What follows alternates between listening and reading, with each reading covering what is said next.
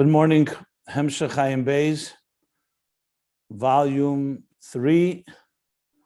We're on the top of page 1220. Okay, I did review the Maimorim that talk about this topic. So I'm here with a much more clear picture, which I'll share with you now.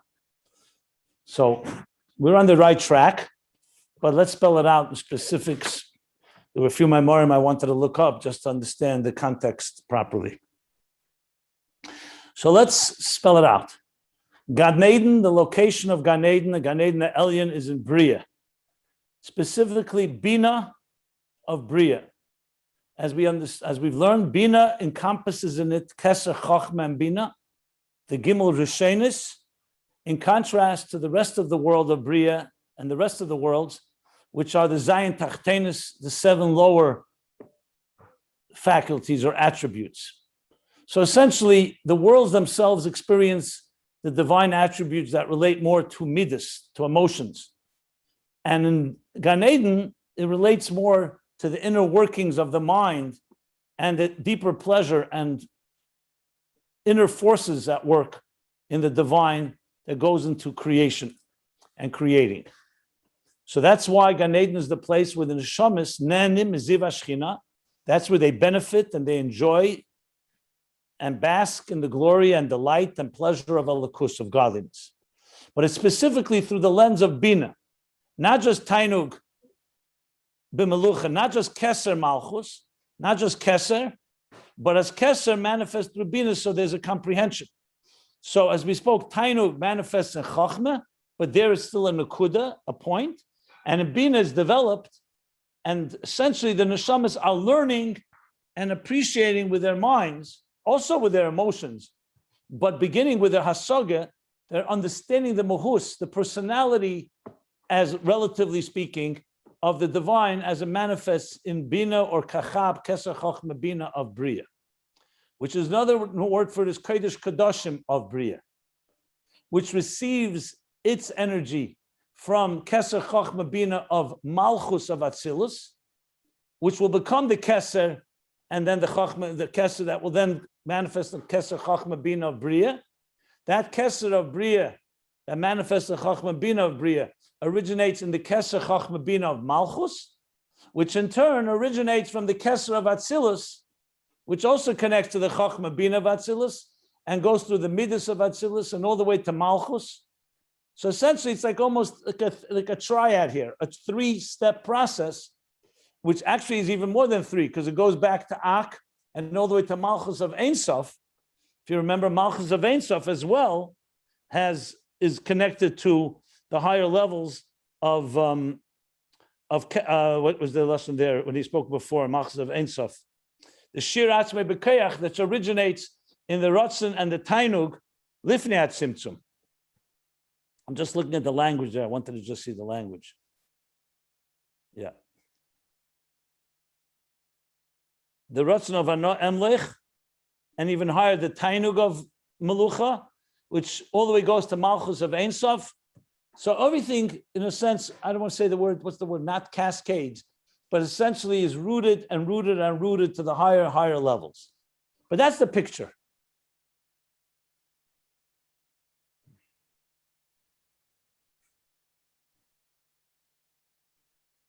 So now I'm going to continue and explain the top of page 1220, where we start talking about the 8s and so on.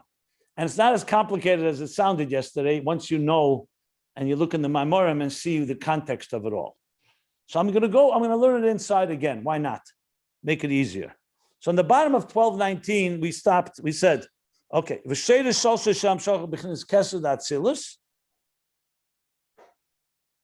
that yes, Ani Rishon Yachin close up B'chinas Keser no Malchus. So it starts with Keser, which is Rishon, and then from there it goes into Chochmah, which is Reishis Haizgalus, the beginning of the process. Umetztar Yesur B'Bina, and it gets shaped in Bina. Remember, once you have the pleasure or the delight in the core, the Hisnasus Atzmei, the gili of a certain higher reality, and all the deepest forces of what drives the whole thing in the first place, then manifests in Ratzon, which is Ratzon, which he said is also, Ratzon is the place that's connected to the worlds, and Tainug is what is revealed in Gan Eden. So that then comes into Chochmah, into the design, the plan. So Chochmah is the beginning, Bina shapes it more. Chochmah Bina nimshach lezah. This is all in Atzilus now. Acha nimshach lemalchus, till it comes to Malchus, and then Malchus also goes through those steps. Keser Chochmah Bina of Malchus, which then will become the Keser Chochmah Bina of Bria. And that's where Gan Eden is located. So this is the process that it goes through Keser, Chochmah, Bina, through Zah to Malchus. U'kamoy Kain, hu amshacha beGan Eden. And the same as the amshacha is Gan Eden. I'm reading the bottom of 12:19. The amshacha, that the Tainug in Gan Eden originates from Keser, which is the Tainug of Elikus, the Tainug, essentially the Tainug Atzmi, or what he called the Isnasus Atzmi, that's one with the Tainug. Tainug Be'etzem, he called it. So in a sense, Gan Eden has a sense of the Tainug that God has, what he called earlier, the Tainug became Atera Mitzvahs, the Neshamas Yisrael, Uba'adira B'tachtenim. The rest of the world don't feel the Tainug part. They are products. They know the Metzias of Elikus, that God is present, and they're aware of that, but don't understand, don't necessarily feel the Tainug of it, which Gan Eden does. But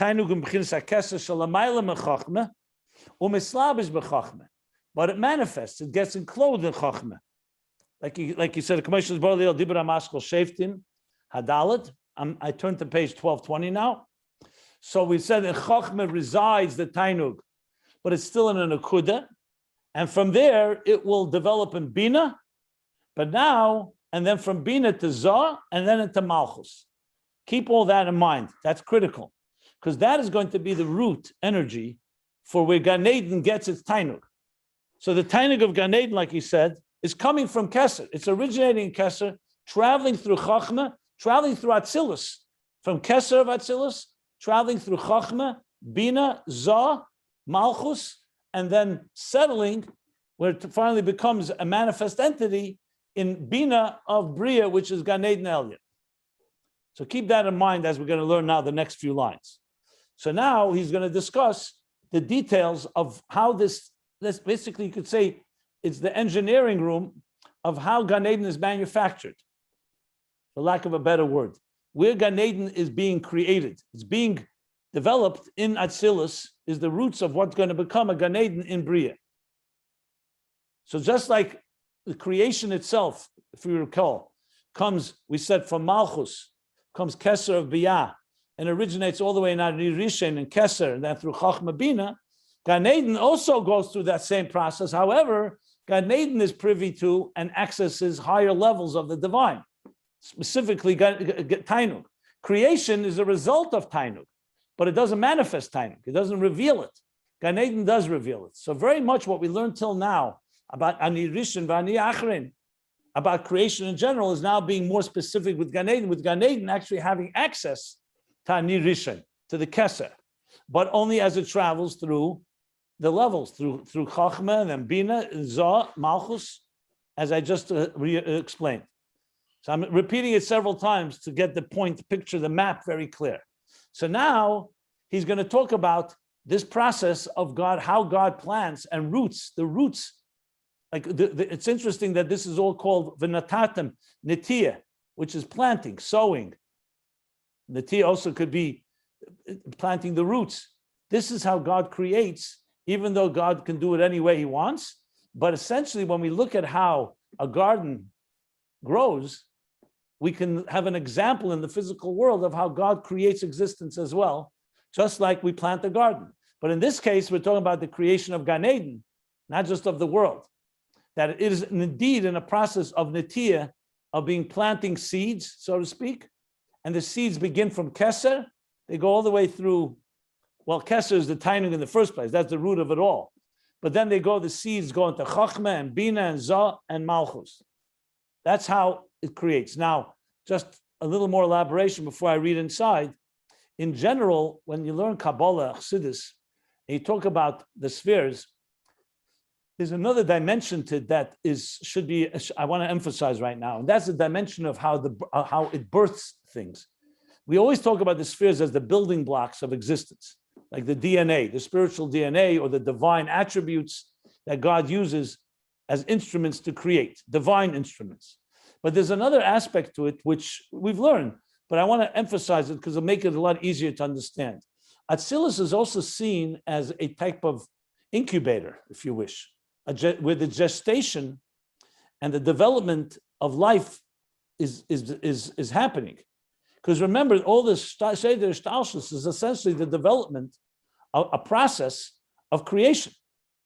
So you actually have words that you'll see are used that are clearly all about planting and growing and developing and birthing and so on. So Chachma and Bina are called Abba ve'Ima, father and mother. There's a reason they're called father and mother, because they are the parents that will give birth through das, is kashrus, their bond, their intimacy is das, and will give birth to the midas. The midas are called the children, the offspring of moichin. Now, it's not offspring as we know it is in biological terms, but it's offspring as midas being born from a contemplation. That when you use your chachma and bina and you bond with it, remember we spoke v'yadaita hayim, bonding with it in an intimate way, it will give birth to an emotion. So if you contemplate on God, you come to the emotion of loving God or awe of God. Chesed, Gvura, Teferes, Netzach, Chayid, Yesod, all the way to Malchus. So the first thing is keep that in mind, that you have the idea of birthing right there. It's already a type of planting and birthing and so on. Abba ve'Ima. Eim habanim smecha. Bina is called the mother of the banim, which are the children, the offspring, are the midas. Another part of this is that Zah and Malchus are compared to Mashpia and Makabel, also Zachar and Nekeva. In a different context, because now in the midas themselves, you have Zah, the Mashpia, and Malchus, the Makabel, the Nekeva. I understand you could ask the question, how does that relate to Abba ve'Ima? It's another discussion which I don't want to go into right now. But Kapam Zah and Malchus is the Nekeva, the Rechem Ha'im, the Me'imoi, which is the womb, fertilized by Zah, by the Midas, which Malchus will give birth to Keser of Bria. So you see here, right here, a process of birthing, of growth, development, and so on. But it's still on an Atzilus level, you don't yet have a garden. You can't call it the Garden of Eden. You could say is the root of it, the source of it. And Gan Eden, its actual location will be in Bria. But you could say that in Atzilus, you see the process developing. And that's what we're going to learn right now. So this is what he continues. I'll read inside, and then we'll continue. He says like this, V'zehu, the Isa b'Medrash Rabbah. It says in Medrash Rabbah, on the pasuk v'natatem, and you shall plant. I think v'natatem may be in Pasha's Bahar, or maybe another Pasha. V'natatem, and you shall plant or sow. So it says like this in Medrash, Mitchilas b'riyosha shalelam, that from the beginning of the creation of the world, Lo nisasa HaKadosh Baruch Hu, God was not Pasha Gdeishim, yeah, right. V'natatem, yeah. Oh, eight machol.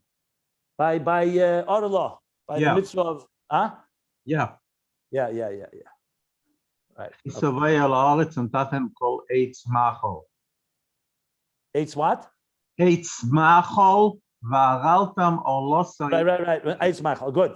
So the message, so beginning of creation of the world, Lo nisasa HaKadosh Baruch Hu ela b'mata tchila. He didn't involve himself only first with sowing, with planting. It's an interesting medrash. In other words, it's saying that God was primarily involved, or only involved in the beginning, with planting. Shenemar, Vayita Hashem Elikim Gan. The raya is from the pasuk, that God planted a garden in Eden. And now he explains, so what is this referring to? So he's saying this is referring to the process we're discussing now, from Keser, all the way, Tainug, all the way to Malchus, that will develop and create the Gan in Gan Eden. So this process is Atzilus, meaning God is involved as an Atzilus, is preparing the ground to create Gan Eden. So he explains, what does this mean? Adam is Eitz HaSoda. When you say Adam, he's referring to here, Shebchinas Adam Shala Kisei, and here's Ki. Kisei is the world of Bria, Kursaya. Because the Kisei, when you say Hashamayim Kisi, Va'aretz Hadem Ragli, that heaven is my throne and the earth is my footstool.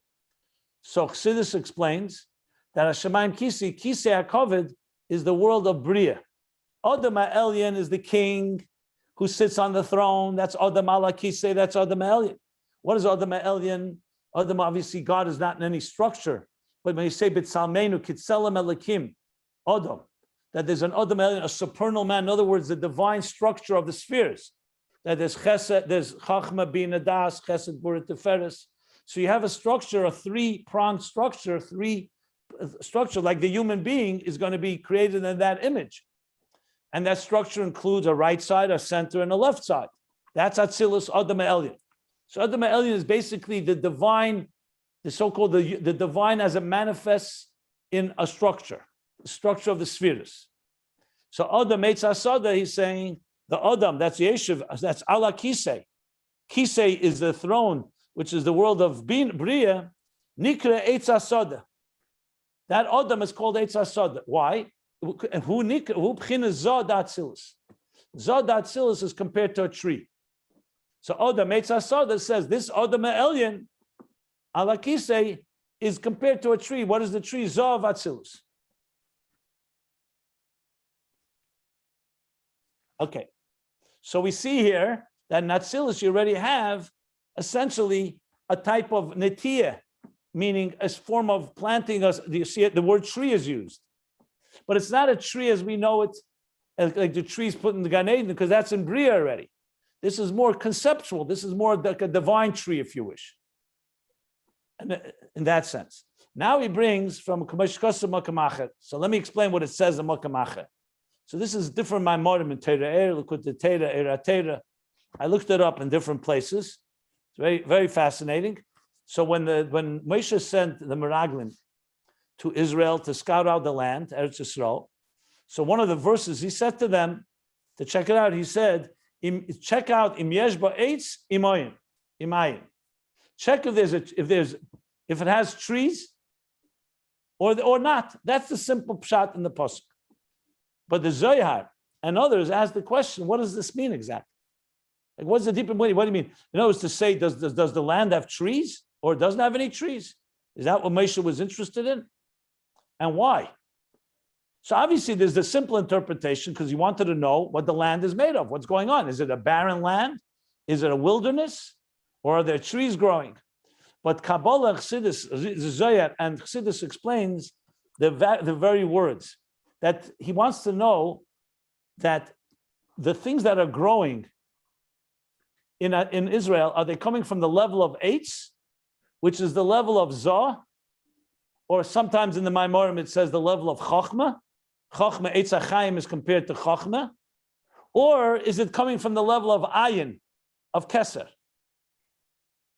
So the Maimorim explains, if it's coming from Chochmah or Zah, it's more manageable in a way, because it's not rooted in the highest levels. But if it's coming from the level of Ayin of Kesed, then it's going to be formidable and very powerful. In the language of the Zohar, that im Eitz, if it's coming from Yesh Ba'etz, im Yesh Ba'etz, that's the level of Chochmah. If it's coming from Ayin, it's coming from Atika Kadisha, Tainug, Etzem Tainug. This is actually Lashon from a Maimon Eira. I'm reading inside. Yes, I know Eitz HaChaim. Im Ayin, Zeh B'chinu Shalamaylam Eitz HaChaim, V'hu Atika Kadisha, Shalamaylam Zah va'aba ve'ima. V'umokar ha'tainugim shashua ha'melech ba'atzmusei shalamayla ma'atainug ha'mislabish b'chachma. So the Rebbe Rashab does not quote this, but when you read that, you suddenly realize what he's talking about here. In other words, that then it's coming from a level of Atika Kadisha, that's Etzem HaTainug. That's higher. Shashua Melech Ba'atzmusa we spoke about yesterday, that's higher than what it manifests in Chachma. So what do you see from this? So let's read it now inside. And all this is coming to point out how there's these different levels of so-called the seeds of a garden being planted in Atzilus. No pun intended, but just as figurative speech. So he says like this. So Odam ala Kisei is Eitz Hasada, which is Zah. Then he says, most likely it's these by Morim that I looked up. Maybe there's others. Be'inyan im yesh ba Eitz im Ayin. If it has a tree or doesn't. Tree means trees, obviously. Shazau im I said yesterday aim, I was wrong. Im mekabelos mebchinas ayin de keser.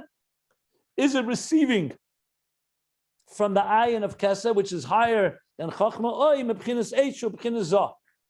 Or is it receiving from the level of eitz, which is the level of zah? So you see right here in these Maimorim that you have here two levels in this whole process. Is it coming from the tainug of keser alone, or is it coming through chachma, or here he calls it zah?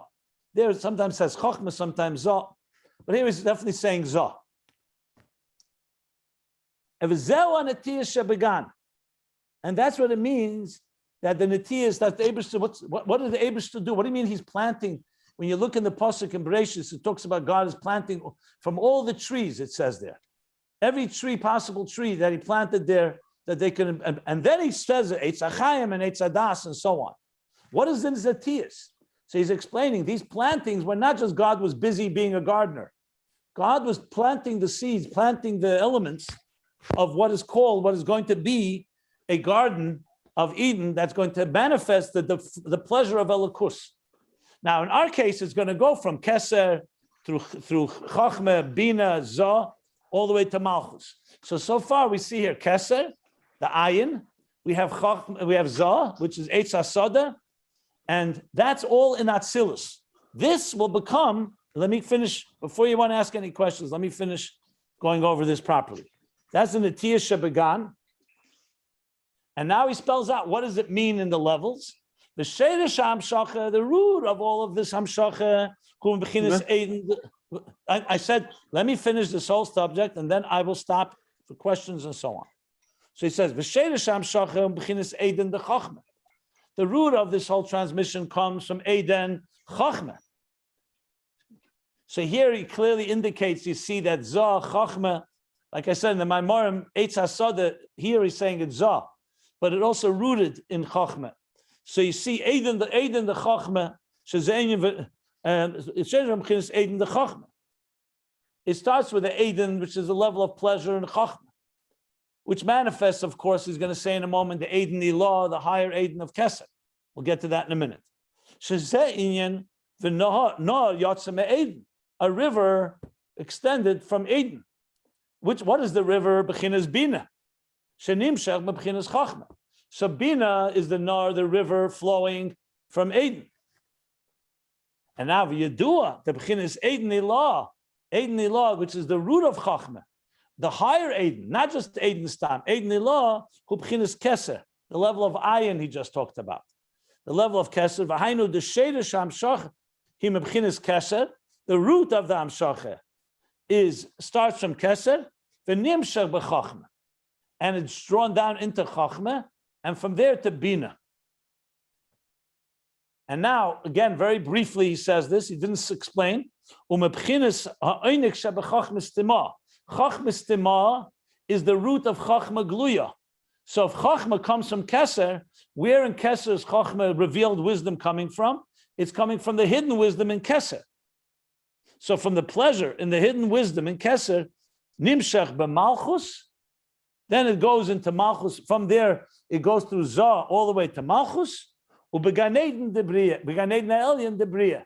Like he said earlier, because from Malchus then it goes into Gan Eden Elyon of Bria, which we know is rooted in Keser Chachma Bina.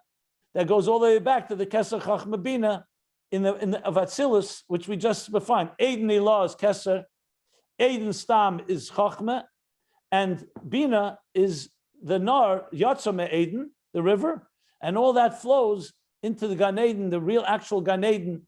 The first location where actually is established is in Bina or Kachab of Bria. That's what we learned, and now with all the explanation, I think it makes much more sense and the context. But I needed to look in the Maimarim. I'll be happy to stop now if anybody wants to ask anything. I just want to mention that it comes all the way down to learning Chassidus. Chassidus is our reflection of all this. It's unbelievable. You know that's right. Yeah. Chassidus is like traveling into Gan Eden and enjoying the delights of these divine levels. There's no question about that. Well, compared to the rest of the days, for sure, Gan Eden. Okay. Anybody wants to ask anything? If not, I'll just continue learning. Or it's clear. I think it's quite clear. But you could see when you read it the first time, it's so dense and every line needs to be dissected. It's hard to figure it out. So I'm not giving excuses. I'm very happy to learn this way because I want to also show people how we learn. You know, you learn, you begin, you try to first understand it, and then you develop it until you figure it out. So good. I feel a certain tainug now in the bina of understanding something that yesterday was somewhat elusive and a little more actually, it wasn't painful, but it was definitely not tainug. Okay. How about you guys? Adding here, Eden Ilo'o. He didn't mention it until this line. He didn't mention Chachmas Tima either. Yes, everything is very dense and brief.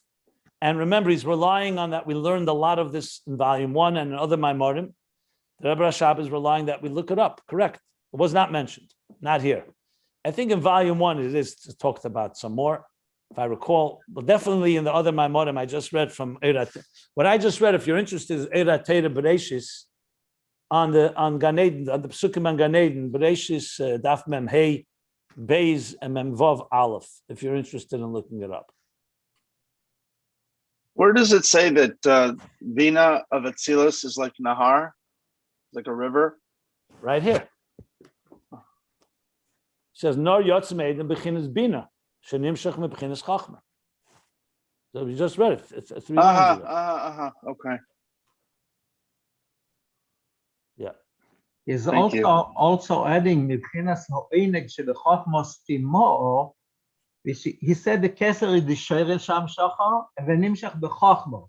But the Oineg Shebechachmos Timo, Nimshach B'malchus Gan Eden in the Bri. So it looks like in the Keser itself, the dogish is the Oineg that is in the Keser, that word Nimshach in Chachmos Timo. Yeah, because as I explained, the root of Chachma Geluya, and we know that Keser is Nimshach, the Einig of Keser goes into Chachma, and the root of Chachma Geluya is from Chachma Stima, as I just explained. Okay. Yeah. In volume 1, there's a whole arichus, a lengthy discussion of how Einig and Chachma are connected, and Chachma Stima, of course, comes right in the middle there. It's in volume 1 in the Maimarim. I already discussed it. A lengthy discussion, Chachma. He must have. I think he mentioned it before too. Volume 1.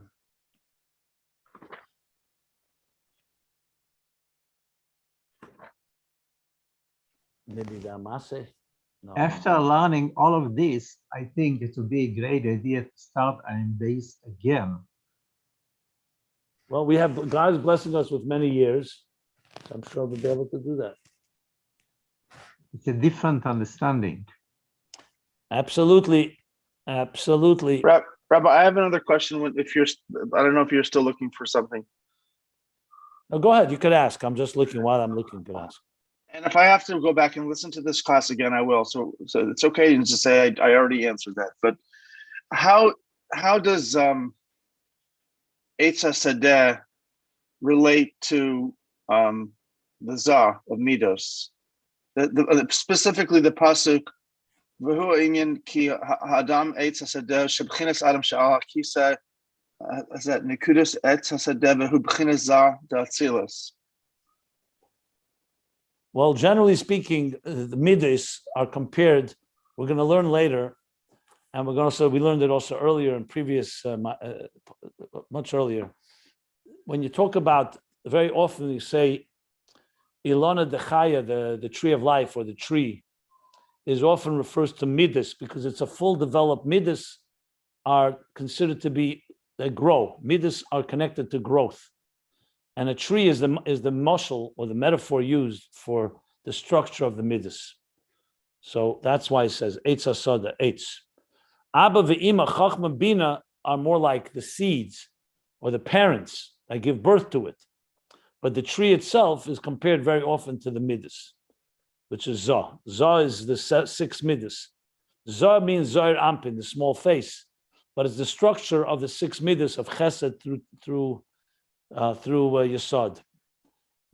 And that's compared to a tree. Okay, thank you.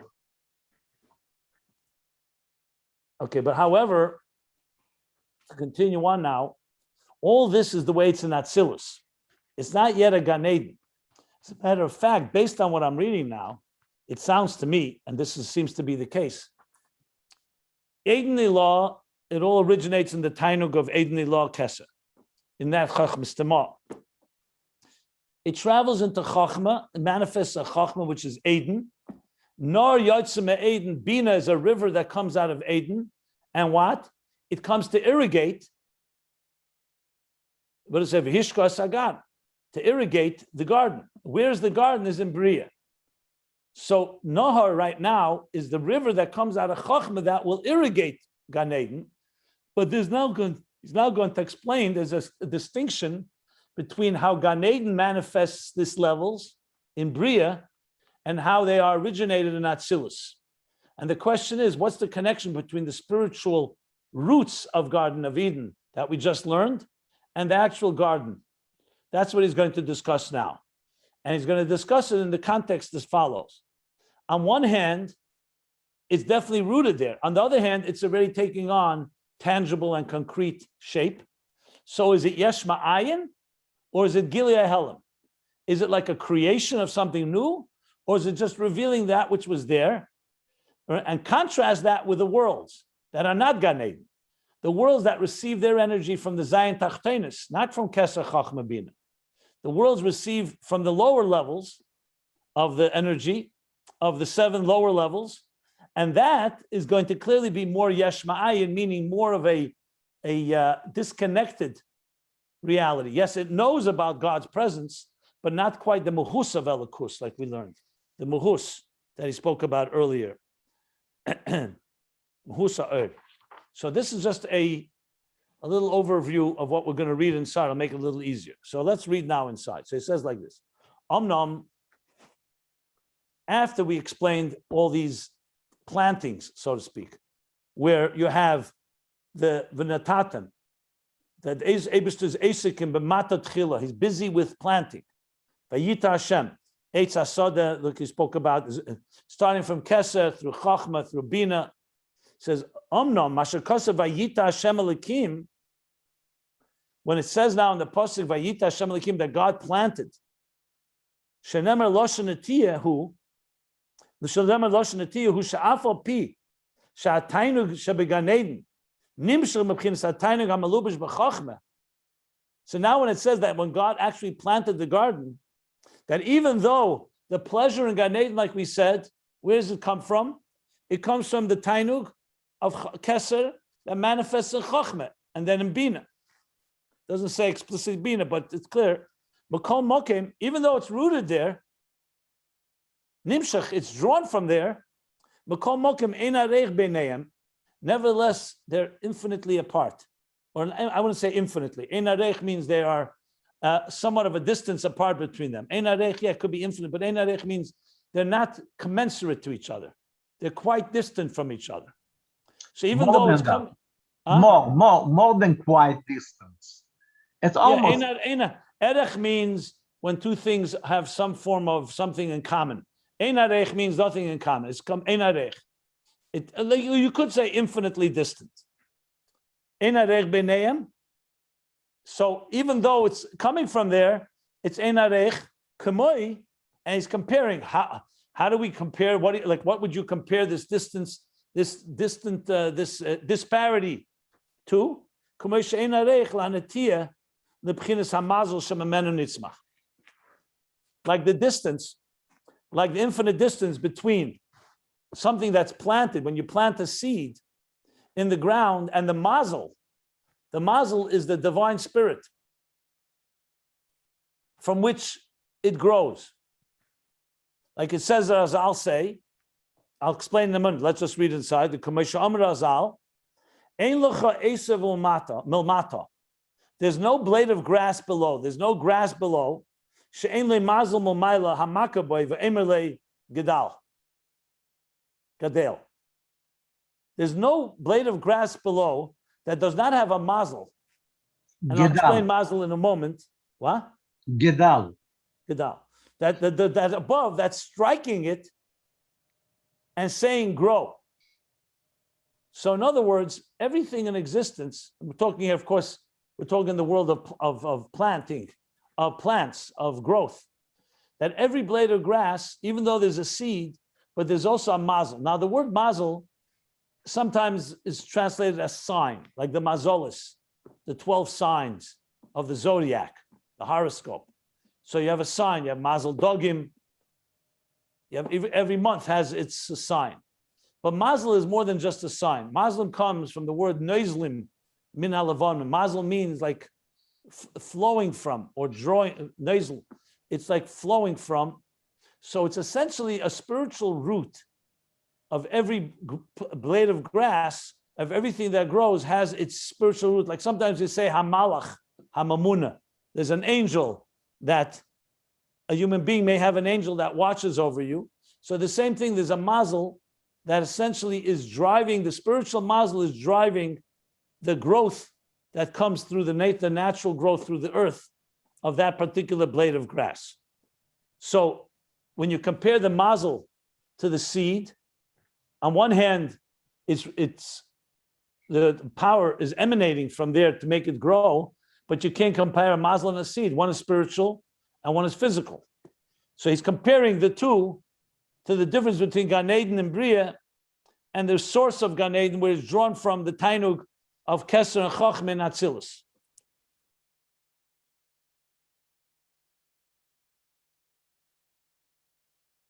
Oh, actually, I didn't finish reading the full phrase. Sorry. I should have read to the end. I stopped the middle.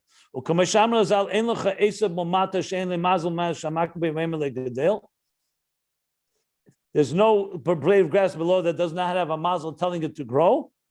And higher, and the one that protects them even higher. In other words, it's all rooted in higher and higher levels, basically.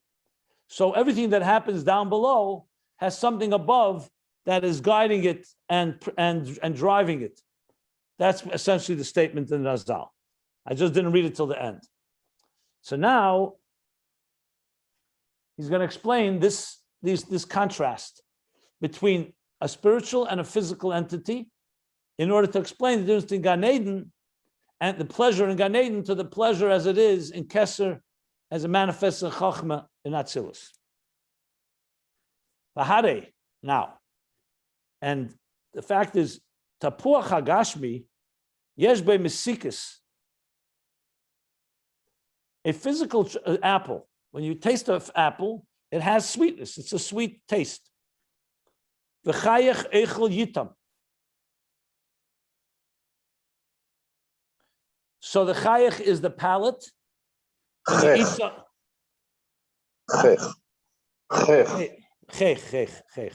Sorry.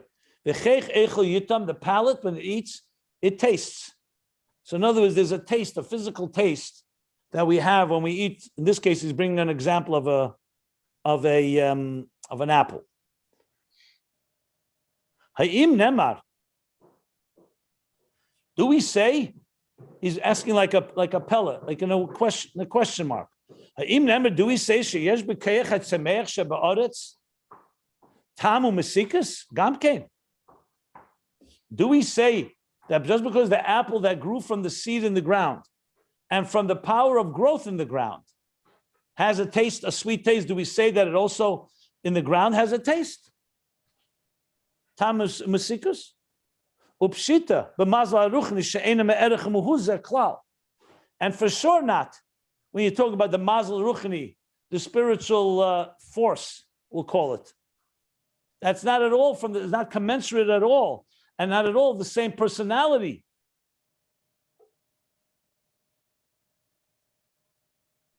So in other words, he's basically showing that on one hand, you have physical taste, a sweet taste. If you go to the root of that taste, which is the actual, he doesn't say here the seed in the ground. I think in some places it says, I'm trying to remember, does an apple seed, a sweet apple seed have any taste? I don't think so. But he doesn't say. He's saying the koyach hatzemeach. I know. I'm intentionally speaking about the seed for a moment. I think in some places in Chassidus it mentions the seed also, even though this seed is the seed of this apple, it still doesn't have a taste. I'm almost sure it says that. But here he's not speaking about the seed. Koyach hatzemeach for sure doesn't have a taste. So the power that the earth has, you have an apple tree planted in a garden, okay? You plant the seeds, it grows into a tree. You take an apple, it tastes sweet. Now, where did that sweetness come from? The seed, the power of growth that made it grow in the ground doesn't have a taste. The mazel for sure doesn't. Mazel is a ruchni. It's a complete spiritual state. So how do you explain this? This is where he's going to explain the disparity, the between the physical and the spiritual. Going back to Gan Eden, we'll soon get back to Gan Eden. So he says like this. So what's the vart like this? Ela ha'inyan hu. So how does it work? The inyan is like this. Sha'amesikus nimshach. The sweetness is drawn mechesed, from chesed. Chesed is not sweet physically, but it's the source of sweetness. It's the archetype, if you wish, of sweetness. Umeridus begvura. And bitterness and bitter comes from the archetype of gvura. So the two spiritual entities, chesed and gvura, and from them originate and are drawn the idea of sweetness and bitterness. Now, chesed and gvura are inyanim ruchnim. They're spiritual states. So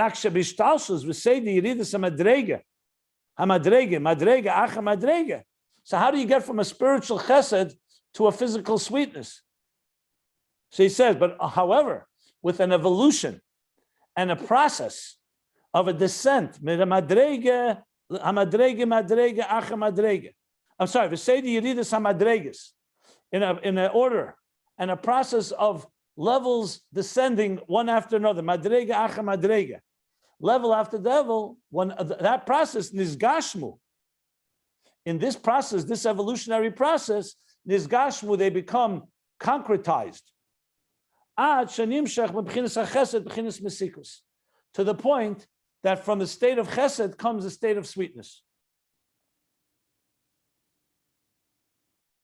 So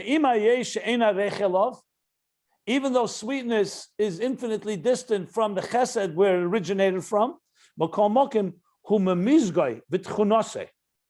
it's made of the same ingredients and the same combinations and personality. So in other words, it's not physical in chesed, but chesed is a sweet thing. When someone shows you love, it's a form of it's a sweet temperament. It's a sweet interaction. So in other words, it's coming from similar personality, and mezeg meaning a type of combination of ingredients, though it doesn't have physical form yet in chesed. So they have something in common and something not in common. The physicality, the physical taste is not there. If you put chesed in your mouth, you're not going to taste sweetness. You can't even put chesed in your mouth in concept. But that sweetness originates from them because personality, they have the same elements. Like we see, there are many different types of sweetness. And what's the difference between revis and mesikus? Between sweetness and revis, sweetness and Is there a difference in Hebrew between arevus and mesikus? They both mean sweet. Okay. The ruchnis. So we see there are different levels of arevus sweetness on a spiritual level. Like the pleasure you have from an idea, an intellectual idea. Hugam ke mesikus also is a form of sweetness. Like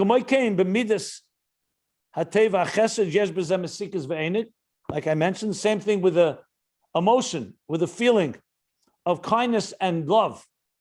Also has within it sweetness and pleasure.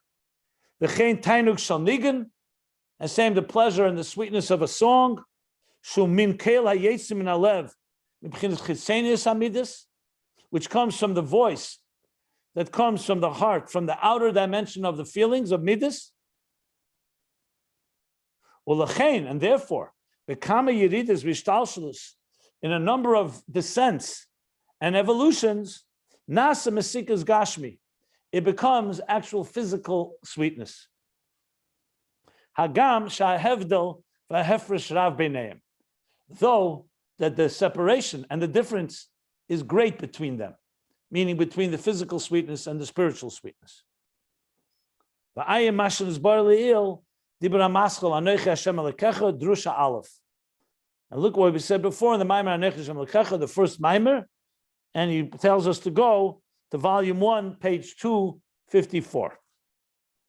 Okay, we're going to stop here, but now he's going to go back to Gan Eden and say the same thing as with Gan Eden in comparison to Keser and Chachma of Atzilus, the Tainug of Atzilus. So this was actually quite explanatory, where he's making a comparison between two states. One evolves from the other, but there's also a significant difference between them. So they're different in their actual manifestation, but they're similar in their personality. So in other words, you can say that sweetness on the physical level originates from spiritual sweetness on the spiritual level. That's what we learn now.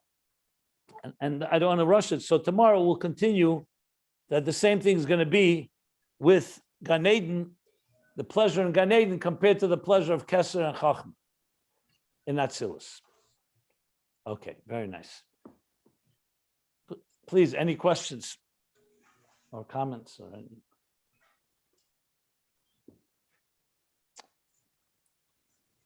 No? Okay. It seems like we were going here to talk about many things about Gan Eden, but among other things, how our mitzvahs, ma'asim tovim, etc., create spiritual energies that only get appreciated by the neshama when it goes to Gan Eden, then it can see. And in addition, that we essentially are able to get to understand the nature of the divine in Gan Eden on the one hand. On the other hand, this, what we just read, makes it seem as though there's an almost infinite distance between the I don't know how to put it, the divine energy it's in Gan Eden from their source in Atzilus. So it seems like a little bit of a contradiction. In other words, as I say, when you go to God, your neshama goes to Gan Eden. Let's say it's a neshama. I understand what you said. I understand what you said. Yeah. Let me just say, so you're processing and I'm absorbing. So since the Rebbe Rashab didn't finish the subject, I would wait till he finishes and see what he says about all this. There's no reason to speculate. The Rebbe Rashab is the one that originated the subject, so he's going to get back to it. Right now, we're learning about Gan Eden, what Gan Eden is. And the better we understand this, I suggest, will help us understand when he's going to get back to Gan Eden as the place where souls enjoy and delight in godliness. And then ultimately, how through Avodah, we even increase in that. We haven't even gotten to Avodah. He's still talking here about Gan Eden on its own. But so we'll get there. Yeah, I know it's a premature question, but it sort of begs the question, right? No, not for me, because I have patience. When the Rebbe is saying a mimer, I wait till he finishes. It's a matter of training yourself. It begs the question if you're processing. Yeah, I would suggest, since it's a middle, Just hold up, and the more we understand what he says here, the more we'll understand what he says later. It's fine. I have no look. I understand the temptation, and I'm not dismissing your question at all. It's part of what will be discussed. Just a matter of timing. That's all. Got it. Thank you. Okay, so we stop here. Almost 2/3 down the page.